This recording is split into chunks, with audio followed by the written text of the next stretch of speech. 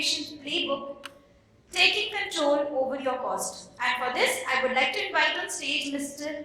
Avinash Kumar from Razorpay. Giving a brief introduction, Mr. Avinash carries a diverse experience of 22 plus years in the field of DevOps, site reliability engineering, release engineering, customer support, software development, and quality engineering. He has developed automated deployment mechanisms to help development teams reach closer to continuous delivery and reduce the time to release. Prior to Razorpay, he has worked with leading organizations like Adobe Systems, Newgen Software Technologies, etc. With this, please welcome Mr. Avinash with a big round of applause. Okay, so the topic that I'm covering is very common. I've been hearing since the time I arrived, and I think there have been sessions which I've already talked about. So just like Ashish said in his session, right, Yanni has Yanna Patil. The things that I've written might look like Yanni, so please feel free to discard that and ask questions on the exact things that we have. Right, I have put things in generalized manner, but everything that I put, we have, I have experience behind that. Okay, I'm representing Razorpay. I hope everybody has heard about Razorpay. Who has not heard about Razorpay? Okay, looks like everybody has. I'll still say Razorpay is one of the biggest fintech companies in India. We are primarily the B2B merchant-facing business. We move money for merchants. Right, so Razorpay has huge scale. When I arrived at Razorpay about 15 months back, I was astonished by looking at the scale that they were operating at and some of the most cutting-edge technologies. And the first problem that was given to me when I arrived 15 months back was the cost optimization. I think the last year, at the time of IPL, we grew, of course our business grew, but our costs grew by several times. And then, while the IPL finished, the cost didn't come down. And that was the problem that was given to me right after IPL and joined. And this is kind of the things that I have learned over the last 15 months in the cost optimization journey. We have done quite a good amount of work there. But the things that I have put in this presentation are primarily the things that which are not like those actionable things. I put them in one last slide. We can talk about like some of the specific things later on, maybe offline. But these are the things that I have observed from the point of view of what you need to do in the organization to get to this, to go through this journey. So some of the things that I talk about. Culture, this has been talked about this today earlier also. Ownership, I heard the same word in some other session. Visibility also I heard.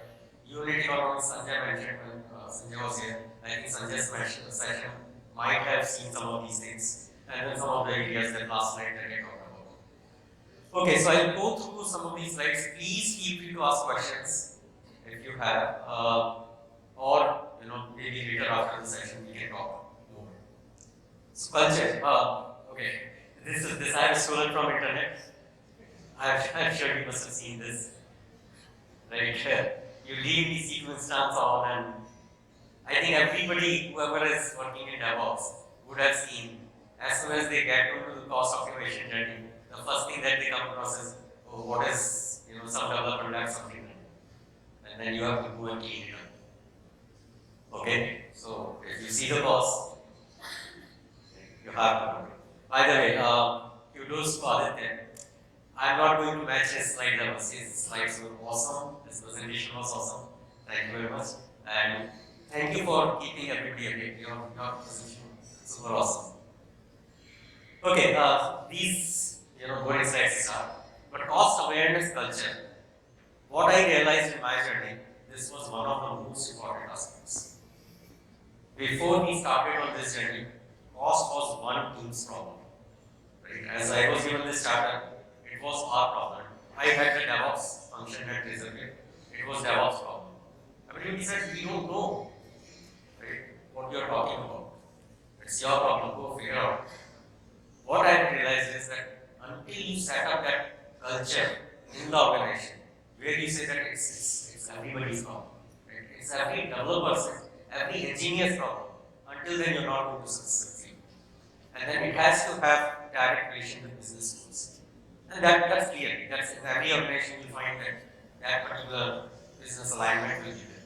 Like we had clear direct relationship that top line, bottom line, everything is connected to cost optimization.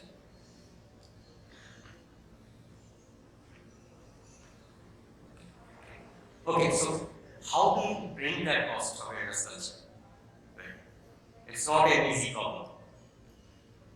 It is actually quite difficult, and in this journey of 15 months, we have reached quite a good place now. But it requires a lot of effort and a constant, continuous effort. So, of course, you need to have clear communication. You need to have that communication where you are continuously communicating with the teams. You have open channels. You are, of course, sharing, and teams to share their suggestions. You share them with them.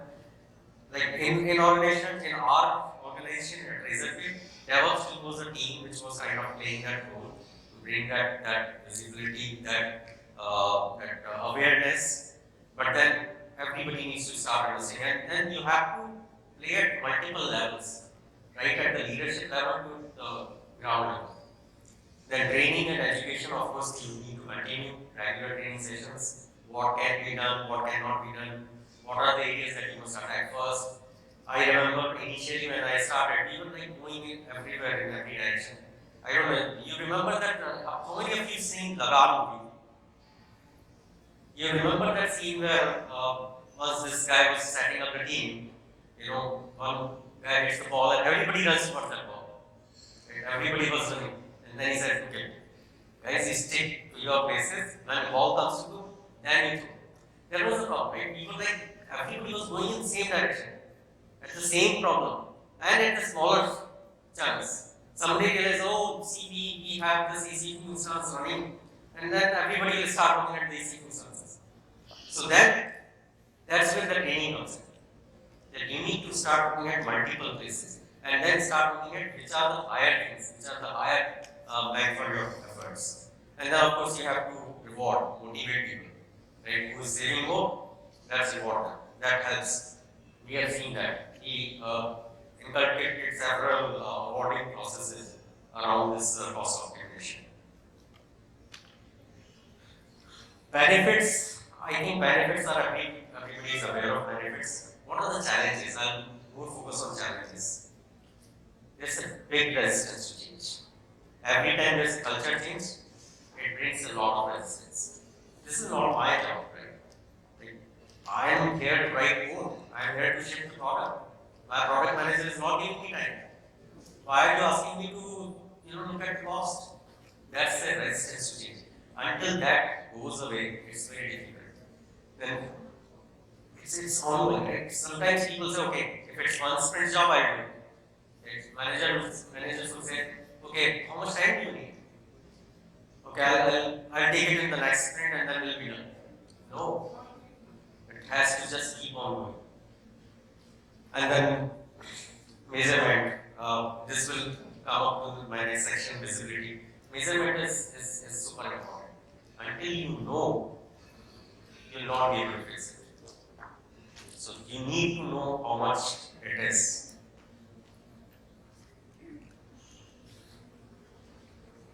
So cost ownership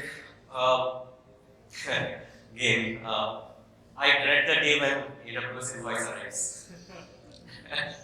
Right, every month and I keep watching Cost Explorer, but I dread the day when invoice arrives and I look at, okay, because I have to go and present to the executives later on in the first week. So that's where the ownership comes, right? And ownership is again super important. As I was saying right earlier, that initially it was DevOps team's ownership. It was my ownership. Avinash has to fix it. Right? Everybody in those meetings I would go and get beaten up. Badly. Because, so I'll give you a story. So I joined in July, and in August, her cost came down. and I had no clue why it came down, right? But it came down, and my manager, he said, "Oh, good job, Avinash, wonderful, good, you are on the right track." And I was thinking, should I say the truth? I don't know, or should I just keep it? I kept quiet. Why should I, screw my own chances? If it's going well, wonderful. And in September, it shot up again. And I was in the fix. And then I started getting that meeting month after month in October, November. What's happening? Why is it not moving? What are you doing? Why is it growing? You were asked to bring it down, it's growing. And then we started, I later realized why it was down in August. We had received some credits, which nobody was aware. So that's why it was down, otherwise it would have been up. But yeah, so ownership was important, right? So then I asked, everybody has to own it. And then people came back and said, we don't know what you are asking us to do. I don't know what is my expense. That's my next section on visibility. But ownership, so this cost manager, there are some roles, cost manager, I was playing that role, or DevOps team was playing that role, and then application owners, right, who have to own the responsibility. Then there are some responsibilities I mentioned. I'll move forward. So what it brings, cost ownership, it brings accountability, it brings informed decision making, right? Once you know and own, then you can say, okay, this particular feature makes sense or not makes sense, right? You can make those decisions. Budget alignment, resource efficiency, how much resources I need to put on the cost optimization job. I'll just rush through some of the slides. Please feel free to stop me and ask questions if you have any, or any one of them. But visibility. This is perhaps the most important piece, and it has been talked about again and again. But this made the difference. Actually speaking, this made the difference. Until then, until we came to the visibility aspect, every leader was saying, I don't know how much I am spending. You are attributing some cost based on some arcane logic, which I don't agree with. And if you are asking me to bring down the cost while I'm not even aware of what is my cost. This was one of the most important aspects of my journey. So we, started thinking about it. We again build versus buy. Right? I spent a weekend, looking into the Kubernetes. We are a Kubernetes shop. Kubernetes, looking into different namespaces, bringing cost at namespace level. Doing some Excel number crunching. Then we started looking at some tools. 𝐂𝐴 was there, Conclave was there, multiple tools. We ended up investing in one of the tools. But even after investing in the tool, it was not very straightforward. So we could get the cost visibility at the level of cloud, which is there in cost at Silver also. Again, we are AWS, so primarily I'll be speaking AWS lingo. But the important part was visibility at the teams level, at the business unit level. That was the most important part. That we could achieve somewhere in December. And after that, it all changed.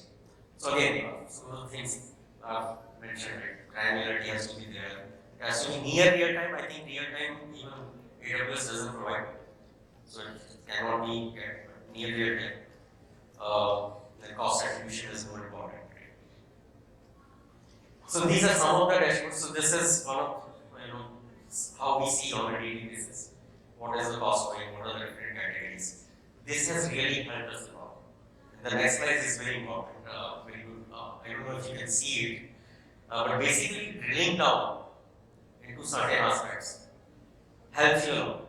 So, for example, I have not shown a snapshot of how we are divided in business units, but we have divided in different business units. Our main, at 𝐳𝐶, our main businesses are: one is the payment gateway, second is payouts, like primarily the tax business, which is when merchants have to pay out to their vendors, whenever they have to make some payments to somebody else, then payout feature is used. Payment gateway, everybody is aware of it. We use IRCTC. We go and we get all those options that banking That's the biggest business. Payment gateway, payout, and there's lending business for capital.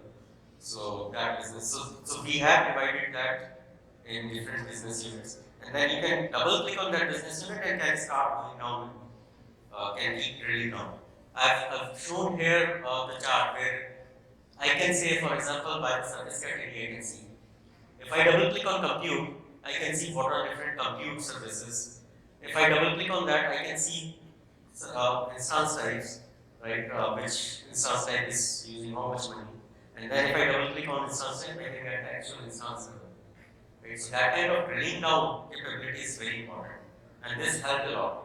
And Razorpay is very good at adapting. So as I was saying, resistance to change that I've seen lesser in Razorpay.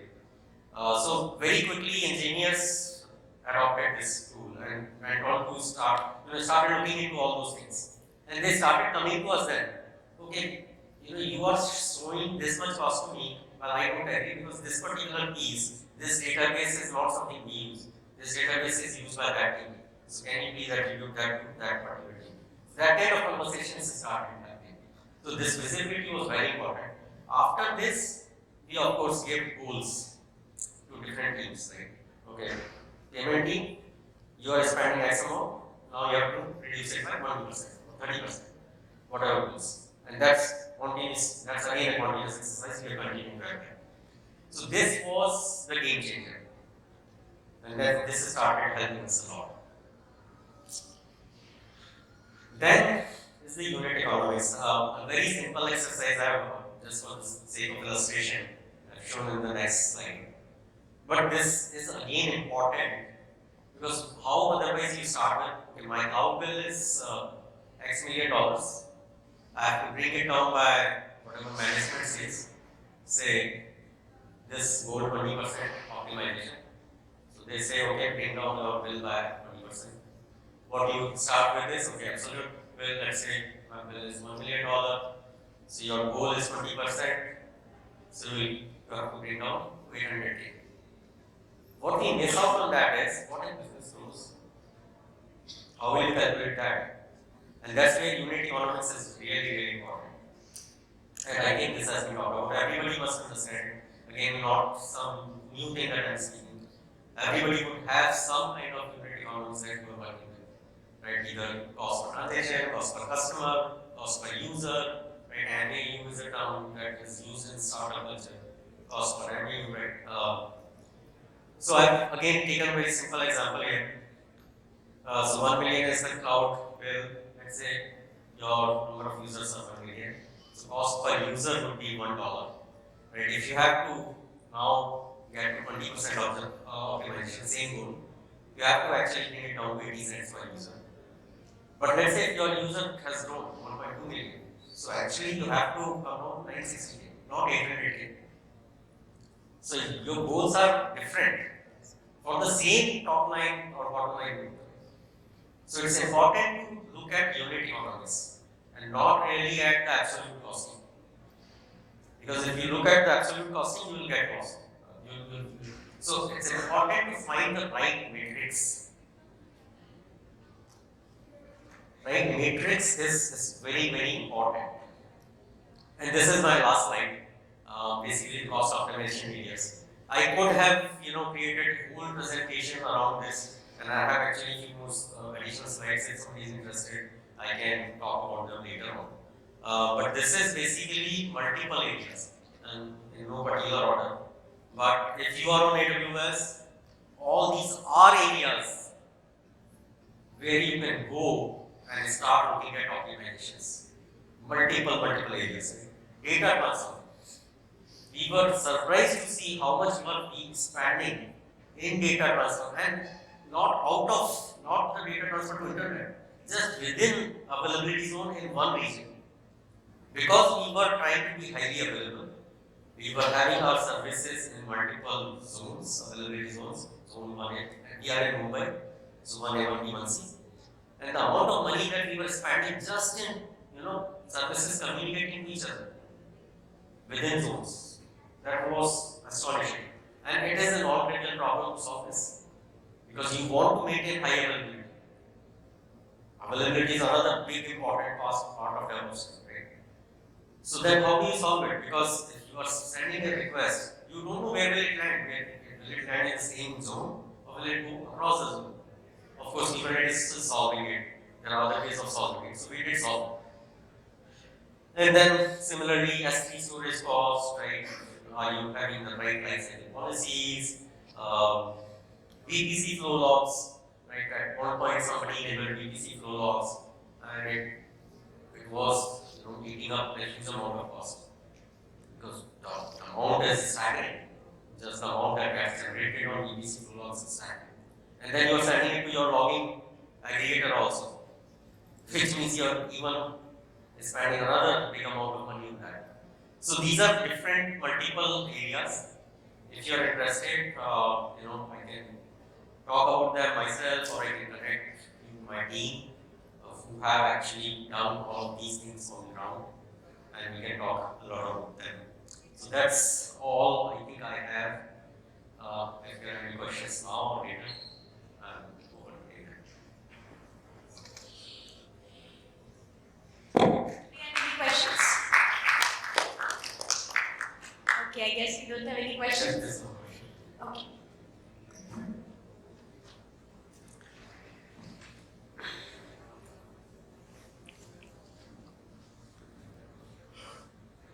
Thanks for the talk. I have a question because there's a lot of FinOps involved there, right?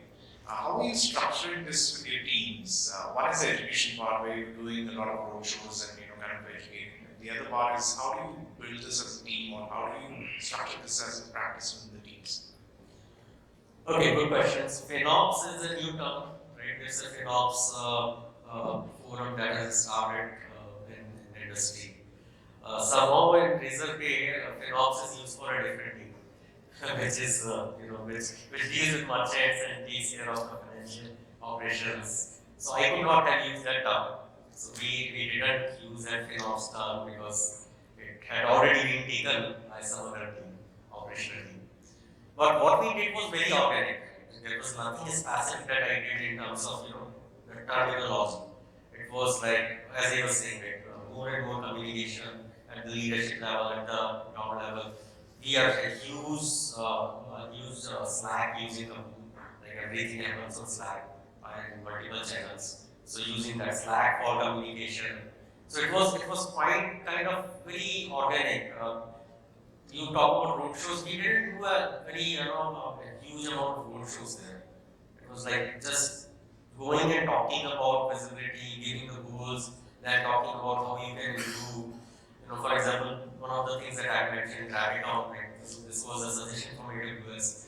We were slightly slow in adopting that, but once we took, because it's a different architecture, so it takes more effort as compared to Intel and AMD.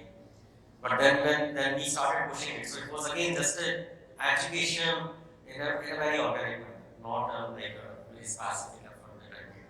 Yeah. Alright, thank you very much. Great. Thank you so much, sir.